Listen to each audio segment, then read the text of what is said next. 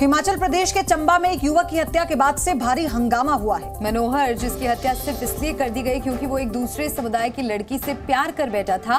और अब इसमें बड़ी खबर सामने आ रही है कि धरने पर बैठे पूर्व मुख्यमंत्री जयराम ठाकुर पीड़ित परिवार से मिलने जा रहे थे जयराम, और उन्हें रोक दिया गया।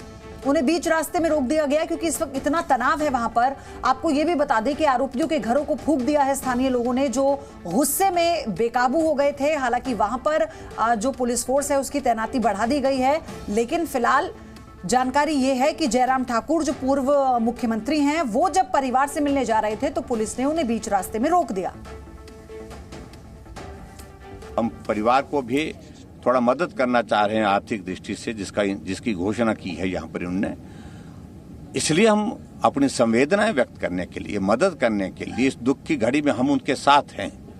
इस बात की होगी मेरे लिए भी तर्क संगत नहीं। चंबा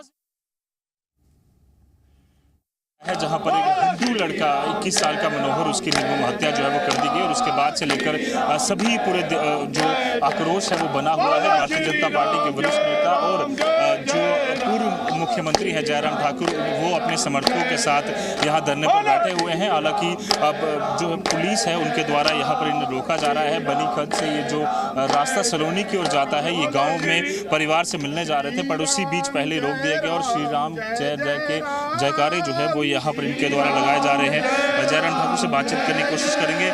सर, क्या कहना चाहेंगे? आप लोग यहाँ परिवारजनों से मिलने निकले थे, बट आपको यहीं पर रोक दिया गया।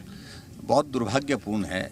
हम शांतिप्रिय ढंग से परिवार को मिलने के लिए जा रहे थे और इतने दुख की घड़ी में भी हम परिवार को मिलने जा रहे हैं और सरकार हमें रोक रही है। सचमुच में बहुत पीड़ा है मन को इस सारी घटना से। मनोहर की हत्या हो गई, उनको वापस ला नहीं सकते हैं, और ऐसी घटना जिसको कोई भूल नहीं सकता है। हत्या तो एक जगह हत्या तो की ही की, लेकिन उसके बावजूद भी मन नहीं भरा उस व्यक्ति का, और शरीर के उनके जो है वो 8 टुकड़े कर दिए, बोरी में भर करके जंगल में फेंक दिया। और उसके बाद परिवार में हम संवेदना देने के लिए जब जा रहे हैं तो हमारा रास्ता रोक दिया गया है। तो मैं समझता हूं कि वैसे होना तो ये चाहिए था कि मुख्यमंत्री स्वयं अभी तक वहां पर जाते। मुख्यमंत्री स्वयं नहीं गए, सरकार का कोई प्रतिनिधि नहीं गया, और ऐसे में हमको वहां पर जाने के लिए रास्ता रोक दिया गया। तो चंबा में हंगामा मचा हुआ है। धारा 144 लगा दी गई है और 7 दिन के लिए सभी स्कूल भी बंद कर दिए गए हैं। कल भीड़ ने उग्र रूप लेते हुए आरोपियों के घर जला डाले। इस मामले में अब तक 3 लोगों को गिरफ्तार किया जा चुका है और साथ ही 2 नाबालिग लड़कियों को डिटेन किया गया है। 3 अन्य से शक के आधार पर पूछताछ की जा रही है।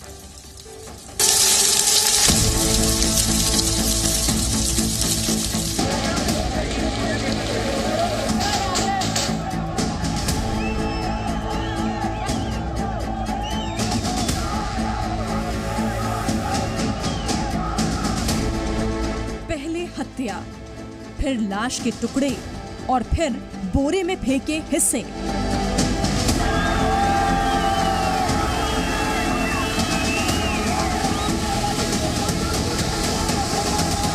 हिमाचल प्रदेश का चंबा जिला एक ऐसे निर्मम हत्याकांड से दहल उठा है जिसमें मनोहर को दूसरे समुदाय में प्यार करने की ऐसी सजा मिली कि उसके टुकड़े टुकड़े कर दिए। चंबा के भांडल में हुई इस हत्या के बाद अब हालात तनावपूर्ण हैं। ये तस्वीरें गुस्साई भीड़ की है जो इस हत्याकांड के विरोध में कल सड़कों पर उतरी और गुस्से में आरोपी के एक-एक कर 4 घर जला डाले।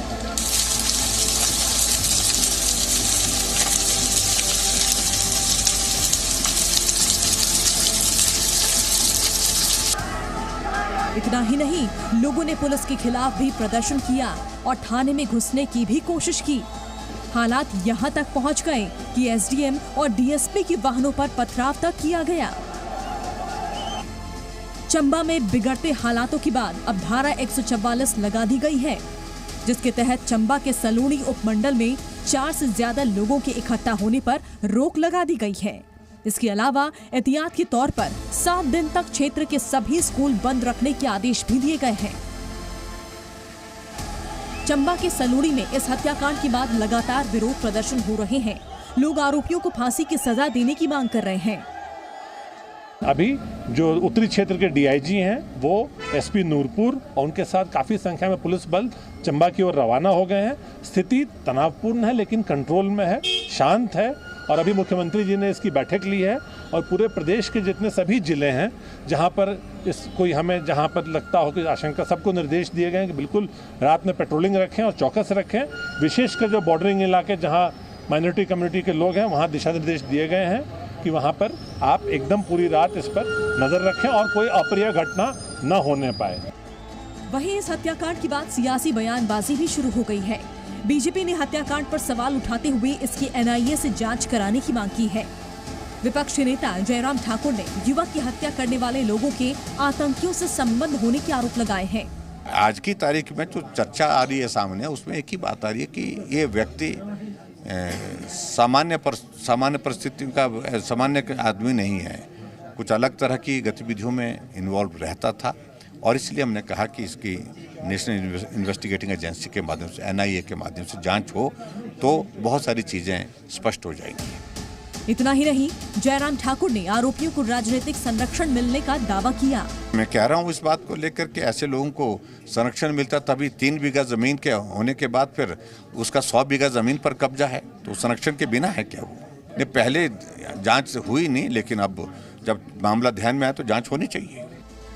वहीं मुख्यमंत्री सुखविंदर सिंह सुक्खू ने कहा कि अगर विपक्ष लिख कर दे दे तो सरकार एनआईए जांच को तैयार है। उन्होंने हत्याकांड पर राजनीति न करने और लोगों से मामले को धार्मिक रंग न देने की अपील की। सरकार ने कहा है पूरी जांच होगी, कोई जांच प्रभावित नहीं होगी। जो जिन्होंने उनको मारा है उन्होंने पुलिस की हिरासत में सब है। अगर कोई और उनके पास क्लू है तो मुझे बताइए, हम उनको भी हिरासत में ले लेंगे।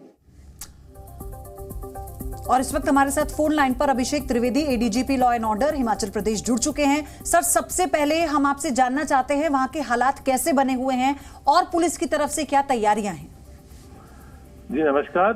हालात आज बिल्कुल शांतिपूर्ण हैं। कुछ जैसे भाजपा के कुछ नेता वहां एकत्रित हुए थे उस इलाके में जाने के लिए, लेकिन उनको समझा दिया गया कि वहां धारा 144 लगी हुई है, इसीलिए वहां पर किसी भी तरह की गतिविधियां नहीं हो सकती हैं।